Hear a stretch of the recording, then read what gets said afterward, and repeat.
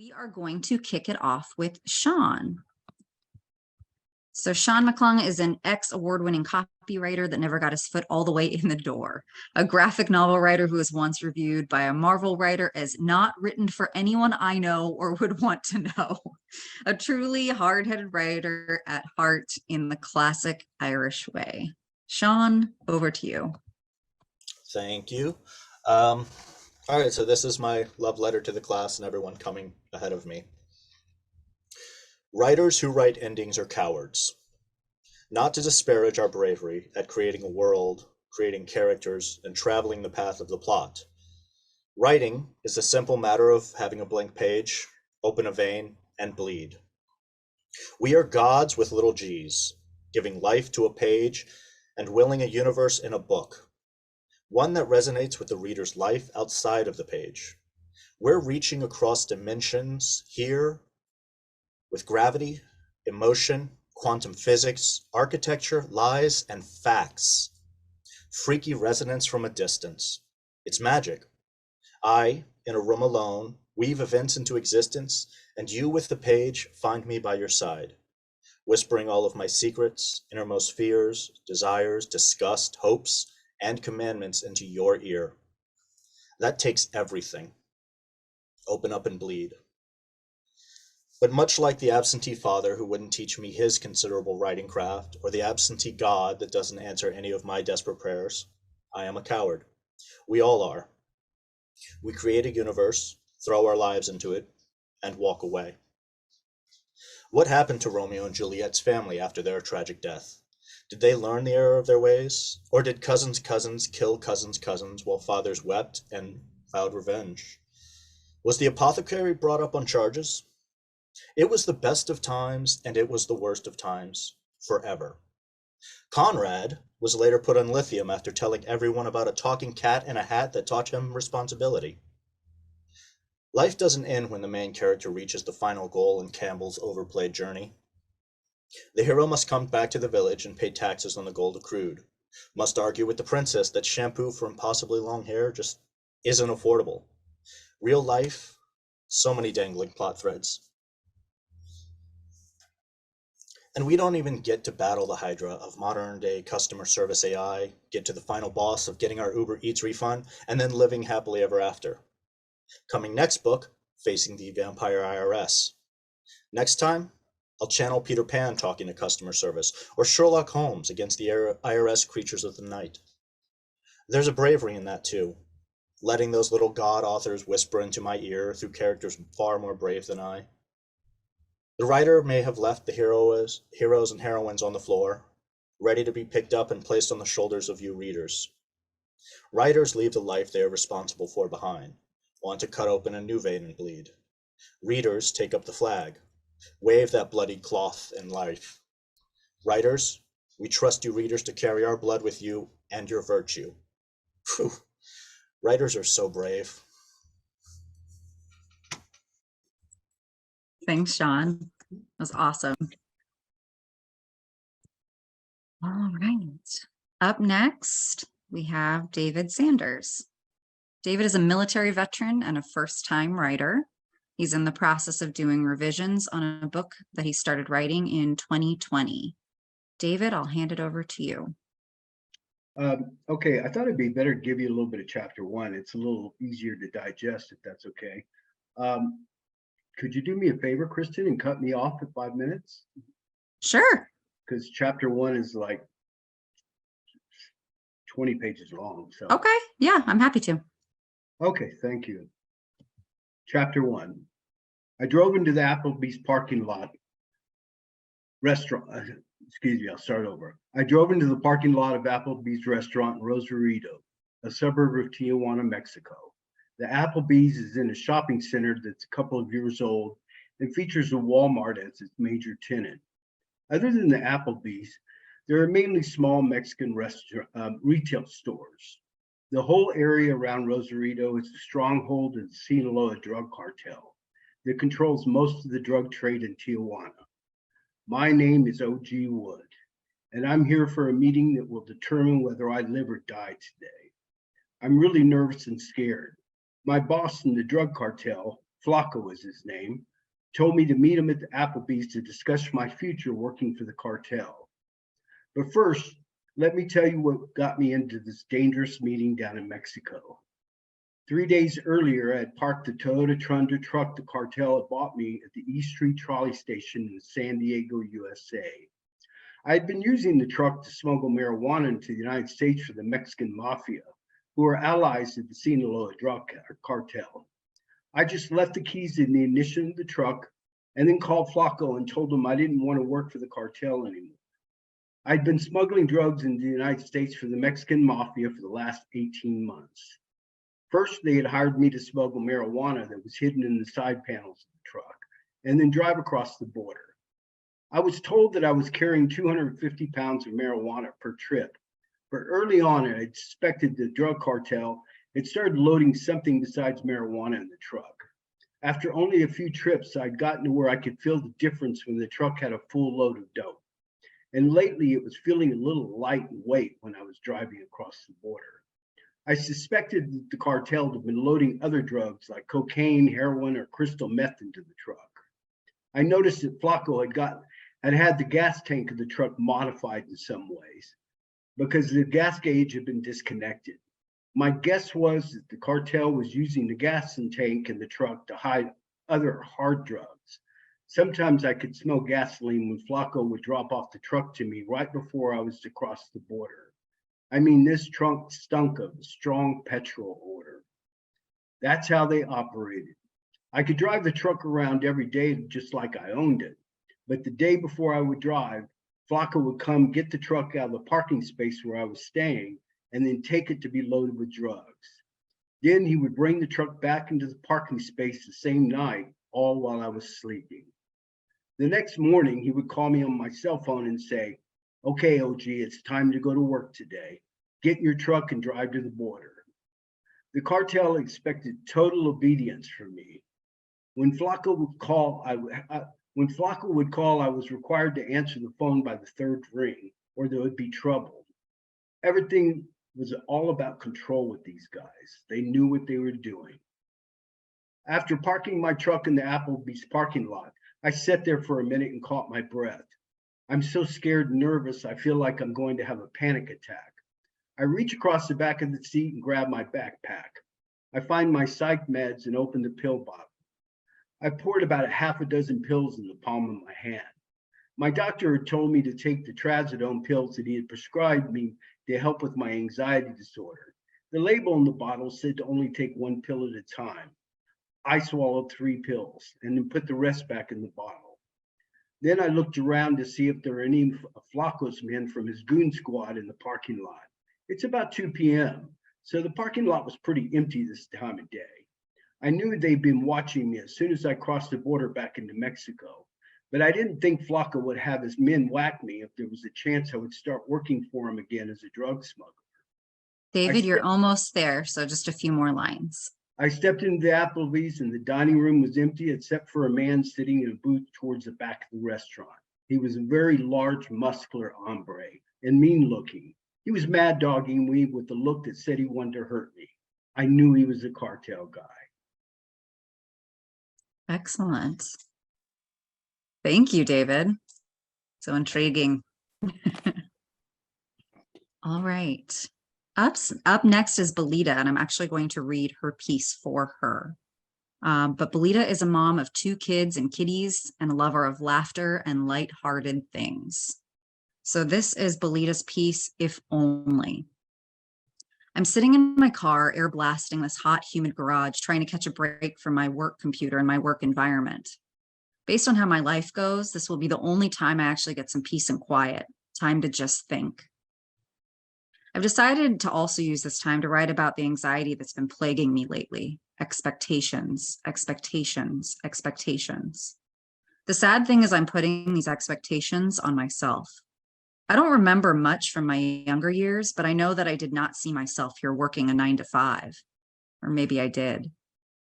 I've always been a dreamer, ambitious and stubborn. I remember spending a lot of time alone in my room, daydreaming, writing, reading, singing, and probably a bunch of other things. My dad was in the Army, and like a tried and true daddy's girl, I wanted to be in the Army too. Except I wanted to be a JAG office lawyer or pilot. I never really saw myself sitting in a cubicle with someone micromanaging my every move. I also saw myself as a businesswoman, a CEO wearing black stylish suits, high heels, sleek bun, and fierce confident walk, being a boss. But most of the time, saw myself singing and performing in front of millions of adoring fans, all of us connecting over lyrics and music that poured from the deepest part of my soul, which is why I originally majored in music business. I know it's not a real major, well, at least not at the college I attended. I wanted to own or at least run a record label, media group, or something business, but with a creative outlet. But I never saw myself waking up between 4:30 a.m. and 5 a.m. begrudgingly getting out of bed. I never saw myself waking up two boys and getting us all ready to get out the door on my own. I never saw myself walking into a building and anticipating the end of the workday before it even started. But here I am. Now what? This is my dilemma. I still have those expectations from my younger years, and at this point, they're suffocating me. They're taking my joy and making me feel like a failure. They're weighing heavy on me. I feel like I'm constantly reaching for them, but they're constantly just out of reach. If only I could make a little more money, I could buy those fashionable clothes. If only I could work in a more creative and free environment, I would like going to work. If only I could work closer to home or even at home, I wouldn't always be so tired. If only I start that business, I could make the money I wanted and create the life of dreams. As I get older, it seems like those if onlys are slipping further and further away. My expectations for what I wanted out of life are fast becoming long lost dreams. Is it really a bad thing? Are they fading away, or maybe they're just on hold? They're still possible, but just not my top priority at the moment. Can I learn to be content and believe that all things work together for the good of those who love the Lord and are called according to his purpose? He gave me those gifts, dreams, and ambitions. When the time's right, if ever on the side of heaven, he'll bring them to fruition. In the meantime, I'm learning to be content, not settle, content. Learning to be patient, make purposeful choices, and live in the moment. When I let go of my expectations and live in the beautiful moments that come my way, I gain peace. Yes, even in this crazy, anxiety-driven world, I have peace. And that is worth more than all the if-onlys in the world. And that's something to ponder. Beautiful, Belita. Let's see. Oh, and some love in the chat for some readers. Just checking everybody's good in there. Excellent. Thank you again, Belita. I think you can hear us, hopefully, because that was just amazing. Next up is Brandy. Brandy Sanford Fisher is a wife and caregiver to disabled vet husband and a mom of 2 kids. She's trying to broaden her free time instead of just for them or resting, to get her brain cells working and to be more productive as the kids need her less. So why not try writing? Brandy, I will pass it to you. Hello, can you hear me? Mhm. Okay. I apologize if you hear kids in the background. I often find my inner thoughts mirrored from the voices of narration from a movie or a show by the main character telling of how their inner turmoil has been a vine growing and strangling years, months, weeks, days, hours, about lost youth, love, decisions, and turns in life. Chosen risk assessments made from transcendence to immanence to spiritual narcissism. A decision decided like the windows, mirrors, and sliding glass doors in a blank of an eye in life's timeline. That road less traveled versus the typical traditionalist street, the paths based on melodramatic orgiastic prepositions and coercion. I embrace and empathize those sentiments to mere tears, but they don't fall. They rarely do. They cannot fall because I know they are not the real compared to what I know, to what I have traveled in life, what paths I have chosen, have seen, and those I have left behind. The regrets, the life-changing, the life-altering, the life-saving, the sacrificing, the running, the exceptions. And while I ache for the door to slide back, I cannot help but wonder why I've chosen for this path, this outcome, this journey that's so undesired, so unworthily seen, yet so admired by so many once I was done. a path I so obviously chose. And to this day, I still dream of what once was and dream of what once was me and wonder what still can be, or do I just let go? To be present in this day, to be present in this world, in the rank that I find myself and this world I now live in, is the unfortunate torture we have to embrace and one that so many in our world and country do not wish to be. Romantics and apostles, entitled ones who creep and reap on simpletons to create chaos. They phantasmagorically wish for realities that simply cannot exist as is, and I wish I could provide that utopian for them on an island. But sadly, when you willingly wander through the world with a conscious naivete, you absorb the truths of people's psychology, sociology, and cultural needs, and the realities of what can and cannot become once meshed. I want to go back when cultures and differences were appreciated and accepted, when history, while not always pleasant, was understood as a stepping stone and a discovery into humankind. I want to go back before technology and social media allowed the sheep's laziness in thought and self-choice while blindly giving the few lions the days to roar, kettling their partisans' food, sadly leaving their shepherd to look not like the protector they once were to their flock, but are now falsely perceived to be positioned in the role of a jailer and sectarian. I cry for people and entitlements have taken from the world in my life and wish my children could appreciate what life and living can provide and learn what it offered to me when I took my first steps into it on my own at 21 with so little money, a backpack, a few travel guides, a rail pass, and a heart full of desire to truly see without creating a false following and a false narrative, but a real life truth like so many before. I only had a dream to see a world I had only ever seen on National Geographic magazines and Mutual of Omaha shows, and I wanted to know what that world could teach me, not what I could change in theirs.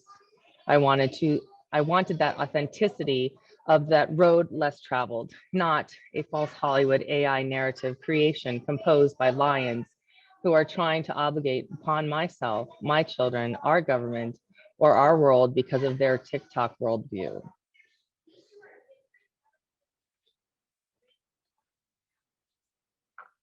Thank you, Brandy. Thank you, thank you, thank you. All right. Up next is Rich Bates. Rich has been an ASAP member since 2016. He solidified his writing skills while serving in the Navy and traveling overseas. And recently he completed a creative writing degree at UCF, 43 years after starting at the University of Tennessee. Rich, it's all you. Hello. This story is entitled Distraction Reaction, and it's actually a braided story that has two prongs that eventually come together. Harry texted his ex-wife numerous times saying that he could get off work early and pick up Harriet from daycare. Custody arrangements officially began today, and he didn't want to blow it. He opened the glass door to the receptionist's office and signed his name and the time he arrived, 4:44. His phone buzzed. It displayed a thumbs up emoji. Harriet toddled with her arms straight out when she saw her father standing at the Dutch door with his phone in hand. It clattered when he fumbled it onto her side of the door. She picked it up and immediately scrolled to the picture albums. He lifted her up, took the phone from her hands, urged her to wave bye-bye to her teacher, and strode out the door to his running convertible, music still blaring. He half buckled his girl into the car seat, leaving the leg restraints unconnected. They were too tight for comfort, in his opinion. Besides, it was only a short trip. She held her doll tightly and started singing in gibberish, and he sang along with her and smiled. Break. Helen shuffled through the parking garage and wearily climbed into her husband's old F-250. He had insisted that she keep the battery charged, so she abided by driving it to work once a month. It was more truck than she needed to commute to the hospital, but she could still hear his gravelly voice urge her to keep it running, as well as keep my garden and my dog alive. She hated gardening, and the dog was already 15 years old by the time Harry passed. So the truck was his only prized possession left. Months after her husband's death, she eventually resumed working her regular shifts at the hospital, even assuming overtime hours to fill the emotional void.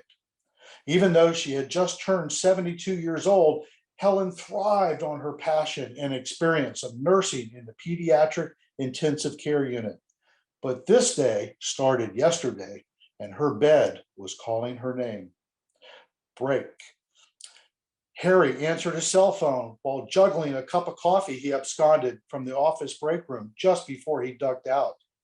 No lid. Harriet struggled to stay embedded in her car seat, or maybe struggled to escape. Her toes dangled, nearly touching the carpeted floorboard. The vinyl straps arrested her armpits. Her giggle turned to whines. Harry endured his boss's furious incantations for a moment on the phone. He pulled the phone away from his ear for relief. He quickly peered into the back seat a second and a half after the intersection's light turned yellow. Warm coffee dribbled onto his slacks. He suddenly stomped on the brake pedal when he looked ahead and saw red. Brake. Helen squirted hand sanitizer on her hands as she steered through town. A force of habit while at work, she realized it probably wasn't the best thing to do while manhandling a dual-wheel diesel truck with an oily steering wheel. Her eyes strained to focus on the subtle signs in traffic, like other distracted drivers, and a slight mist accumulating on her windshield and the road. She rubbed her eyes with the back of her hand. They began to sting. She squeezed them closed to produce tears, then opened them widely to see the traffic had started to speed up to avoid stopping at the oncoming red light. She did the same, hoping to get home to rest sooner than later. Days later, Harry strained to look down on his tiny girl. Her chest undulated when the ventilator puffed rhythmically in the sterile room. The heart monitor beeped sporadically whenever her pulse dropped into critical range. Her face, scraped and already bruised, had no expression, but he imagined her smiling, laughing at the silly faces he would make at her. Now her eyes were closed and his eyes were filled with tears. His own pain tugged at him when he awkwardly scooched away on his knee scooter. His good leg propelled him across the tile floor while his good arm steered the handlebars toward the double door. His other arm was in a sling, his neck in a brace, and his buttocks were on full display in his hospital robe. Helen called in sick after the accident, but her desperation to get back to work overwhelmed her after a brief period. She walked into the pediatric ICU, intent on avoiding the man she had hit, but he was wobbly, push pedaling down the hallway toward her. And you can imagine the rest. Thank you, Rich. Oh, it's so powerful. Thank you. Thank you. All right, we have two more. I'm going to read the next piece. Lawana Veers is a United States Air Force retiree and has a Master of Business Administration degree. She is a self-proclaimed novice when it comes to writing, and her goal when signing up for this class was to jumpstart her journaling, and it has allowed her to do just that. So let me read her piece for her. This piece is called A Tree That Looks Like Me. What began as a simple challenge became an eye-opening experience.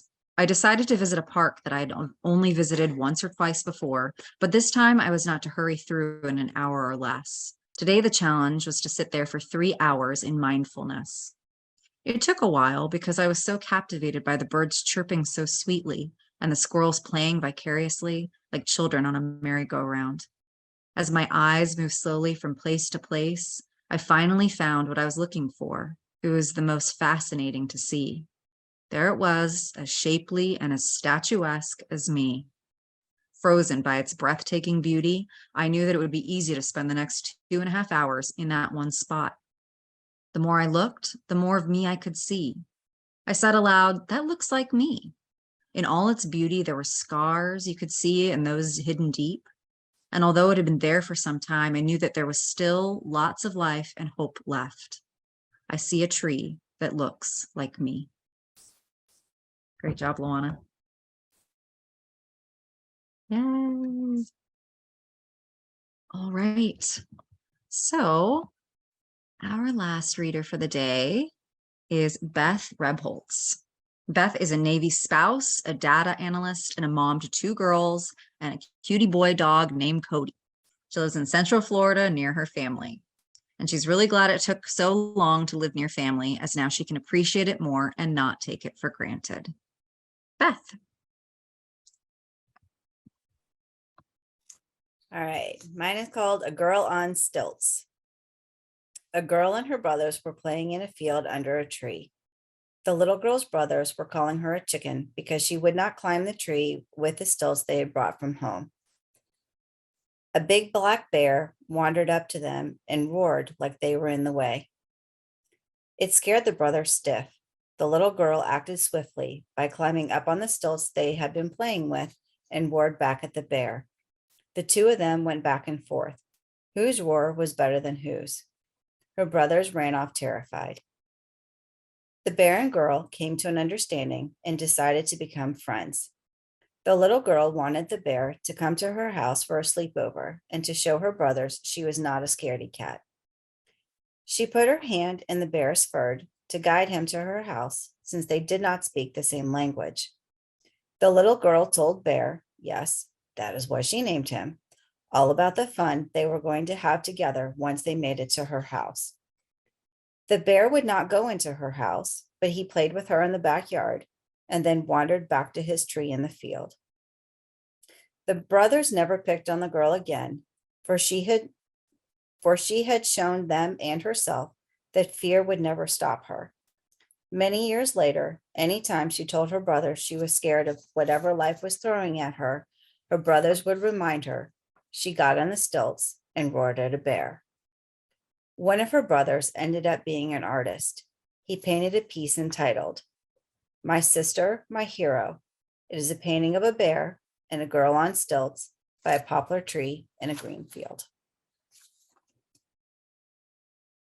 Beth, thank you. Thank you for closing us out. I love it. I'm so impressed. You can take yourself off of mute if you want to give everyone a round of applause. That was beautiful. Hey, great job. Yay. Absolutely beautiful. I am so impressed with all of you. Thank you for sticking it out and reading your pieces. I sure hope that you come to another class in the future, or that you connect via Writers Inc., or you have my email address so you can just bug me through there. But please don't be a stranger. Thank you, Andrea, for hosting this for us.